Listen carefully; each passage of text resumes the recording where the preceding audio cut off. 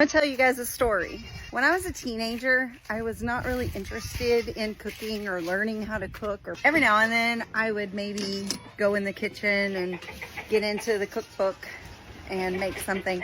In this cookbook, there was a recipe that I thought sounded easy and interesting, so I tried it. I liked it. I thought it was good. It's tuna noodle casserole. It became the one thing that I knew how to make. So I made it all the time, and it was kind of like the running joke. We would have it a lot. When Jeff and I met, I don't recall really ever making anything else. Like, made tuna noodle for Jeff the first time. We were dating at some point. He came over for dinner at my parents' house, and I made it. He thought it was weird. Like, when I told him what it was, he was like, So he tried it. He really liked it. Like, he thought it was pretty good. Well, we got married, obviously, and I made it a lot. I would make it at least once a week, sometimes twice. Like, we were eating tuna noodle a lot for many years. And then I started experimenting and learning to cook and like using cookbooks. I've grown a lot in my cooking, obviously. I cook a lot of things. I make a lot of things from scratch. So as we started eating more naturally and started eating more whole foods, I stopped making tuna noodle because, I mean, it's got a lot of processed stuff and it's not the most healthy for you. Jeff used to rave about it though. Jeff loved it. He used to tell everybody, oh, you're gonna have to come sometime and have her make tuna noodle for you. I was always like a little embarrassed, like, Jeff, I'm not gonna make tuna noodle for them, like, because it was always a joke that that's all I could make, and it just seemed like embarrassing, like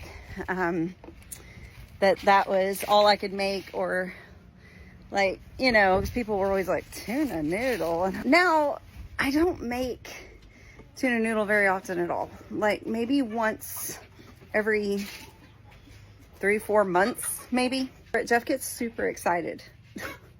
He gets super excited whenever I make tuna noodle because it's become one of those things that's like nostalgic. It's like one of his favorite foods now. And it's like a memory because this is what I fed him all the time.